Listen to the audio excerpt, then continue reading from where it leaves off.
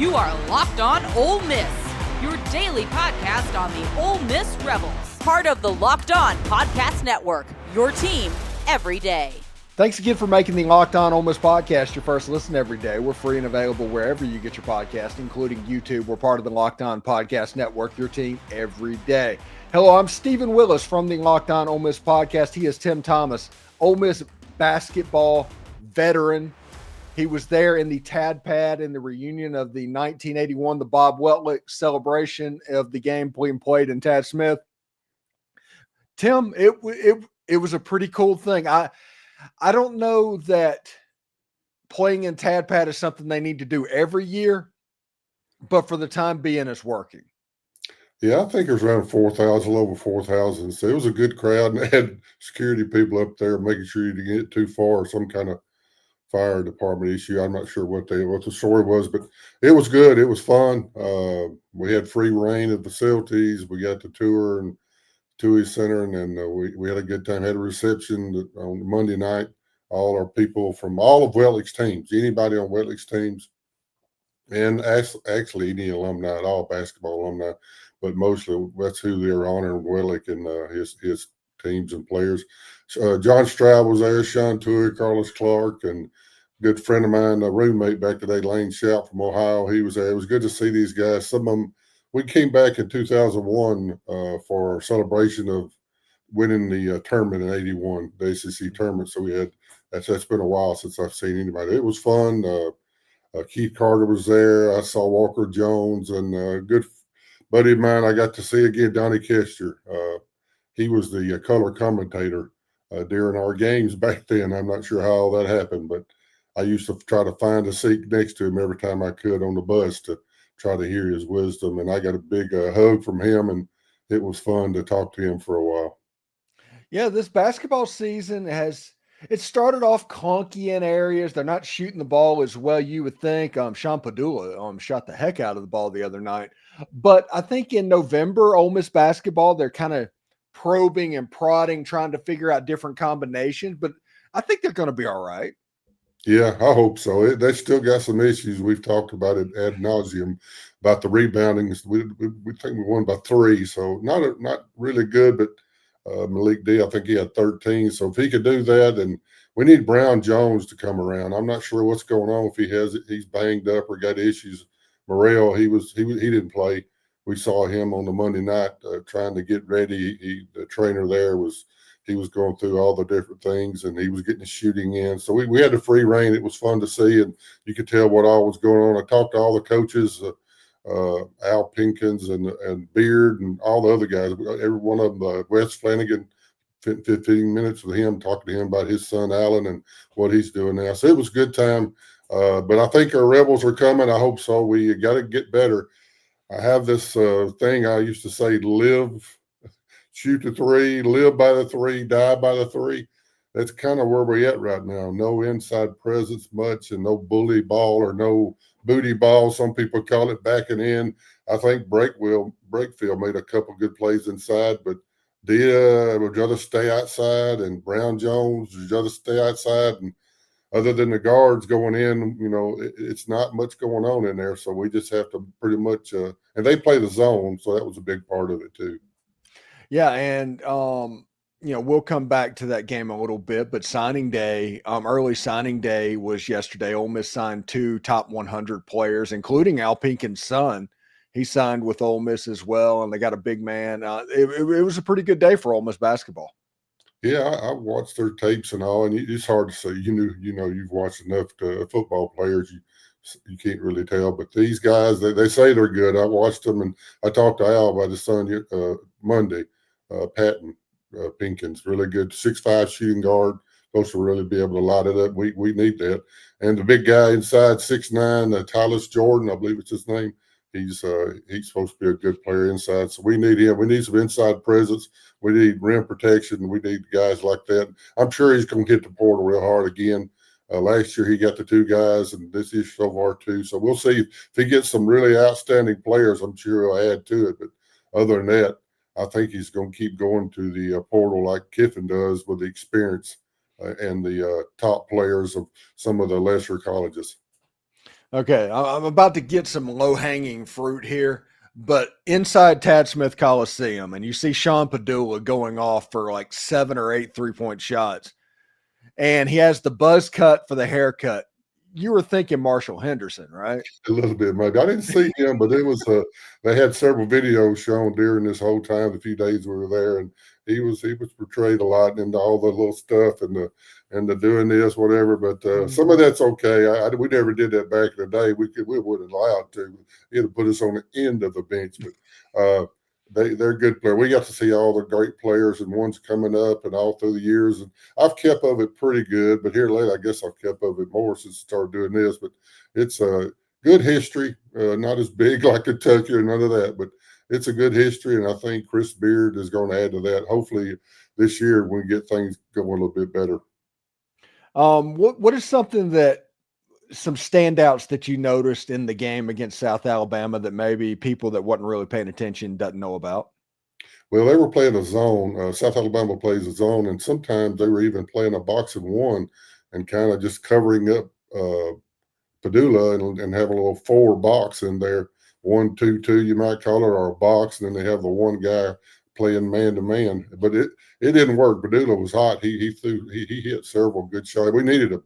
Brakefield played pretty good. I thought he got good shots, and Medea, like I said, he got some good rebounds. We just got to have more people helping with the rebounding. When we play Kentucky's and Alabama's and Auburn's, this ain't gonna work, man.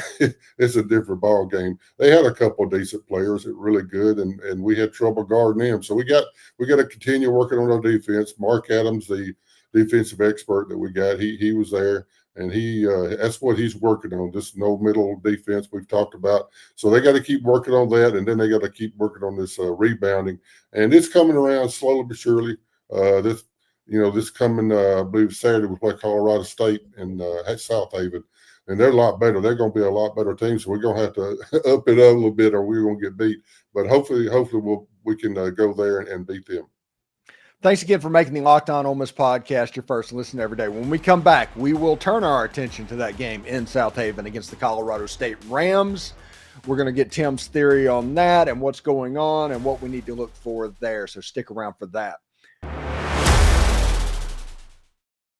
Nothing delivers comfort and joy quite like the unrivaled quality and taste of Omaha Steaks. This year, skip the holiday hustle and bustle and save 50% off gourmet gifts site-wide at omahasteaks.com. Plus, get a $30 reward card when you shop early and score that extra $30 off with promo code COLLEGE.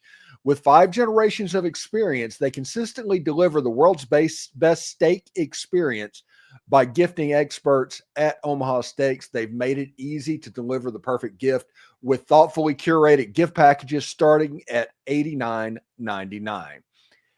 From legendary steaks to mouth-watering desserts and more, save 50% off site-wide at omahasteaks.com. Plus, our listeners get an extra $30 off with promo code COLLEGE and a $30 reward card when you shop early. That's 50% off at omahasteaks.com and an extra $30 off with promo code COLLEGE.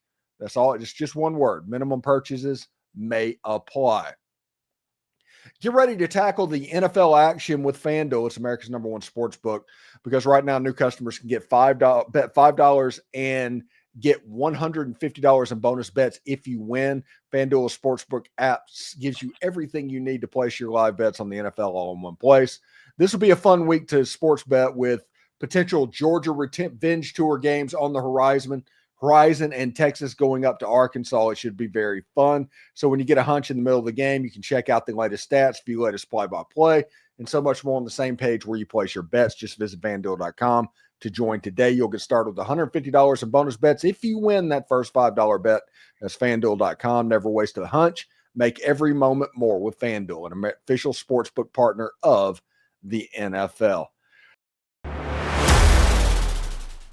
So let's turn our attention to the game in South Haven, Mississippi against the Colorado State Rams. Colorado State, I believe, was a tournament team, if I'm not mistaken, last season. This is a good basketball team. Ole Miss is still trying to slowly kind of ramp up to SEC level, because the SEC this year is going to be an absolute bear. Auburn, they picked a fight on an airplane, had to go back to Auburn, then went to Houston and beat Houston. I mean, there's a whole lot of stuff going on, but there's a lot of SEC power going around. I think Kentucky beat Duke the other night in Atlanta. I mean, it's a lot of stuff. So winning the game and preparing against a team like Colorado State, it's more important than honestly we think it normally would be. And these November non-conference games, this one actually matters, and it's in South Haven of all places. Yeah, they were pretty good. I hadn't really kept up with them, but I looked back and saw that they won like in the first 4. They beat Virginia, and then they got beat by Texas in the first round. But the coach is a Serbian guy, Niko Medved.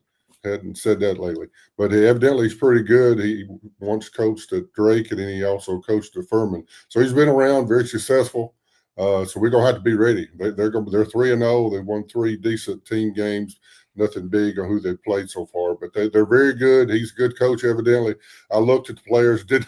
I don't know a lot of these guys. You know, they bring in these portal guys from wherever, and you just don't know them unless they're from the SEC. I don't know them, but I would say they're very good. They beat Tennessee State and a couple other Denver and North Dakota. So I don't know what those guys are, but you know, as we know, parity, even in football, parity is here. It's they go out and get these portal guys. In basketball, you can get a couple of guys, and if they're really, really good, just remember the Larry Bird and Magic Johnson days. These guys, some of you might, but these guys, they get a couple of guys. Then these teams we've been playing, Long Island had a couple of guys that could play any SEC team, and the South Alabama did also, a couple of guys. So the parity is there. But Colorado State, the Rams, I hope we can get them. We need to get them. Then later on, we got, I think the following week, we got Oral Roberts. Then we got the following week, we got Brigham Young. Decent teams. You don't know a lot about them. I don't either, really don't. But we need to get those teams for later on when they look back at us and see our non-conference wins. We need to have, these need to be wins. We don't need any losses to these subpar teams. Anything in the college basketball season this early kind of surprising you at this point? Not Ole Miss, even Ole Miss or somebody else, like maybe Kentucky beating Duke? Yeah, I didn't see that coming. You know, all the world's been talking about Cooper Flagg, really good freshman kid, but he's a freshman, so he plays well some, he doesn't play well. But Auburn's really good. You know, we beat Houston in that secret scrimmage, so the Auburn win over Houston to me wasn't as great, but it's a good win, no doubt. Alabama's really good. Kansas, I saw they won the night really well. So it's a parity is there. It's going to be tough. We're sitting at 25 right now, and if we lose one of these games coming up, we'll drop off. And because we don't play any substantial teams, it'll be hard to get back in until the SEC starts. Thanks again for making the Locked On Ole Miss podcast your first listen every day. We're free and available wherever you get your podcast, including YouTube. We're part of the Locked On Podcast Network, your team every day. Tim Thomas, former Ole Miss. Is it forward or center? Did you play forward or center? I played both. I guarded Sam Bowie. He was 7'2". Melvin Turbin was 7'1". Mm-hmm. I guarded Dale Ellis some. A lot of these guys at just 6'8". I could guard anybody. I wasn't a great shooter, but I could rebound. That's why I struggle with the defense and the rebounding of these last couple of teams. That I know how to do it, and I know a lot of it is just not happening. It kind of frustrates me. Tim Thomas, the original positionless basketball player. There you go. Yeah. Anyway, Tim, thank you very much for stopping by. What do you got going on this week, bud? Just going to look forward to seeing the Ole Miss football team continue doing well. I saw the recruiting is better. Caleb Cunningham, good to see that. And I think it's only get better. We got to beat what we do. Just got to beat Florida and Florida State, and we should be in. I'm looking forward to that. It's going to be awesome.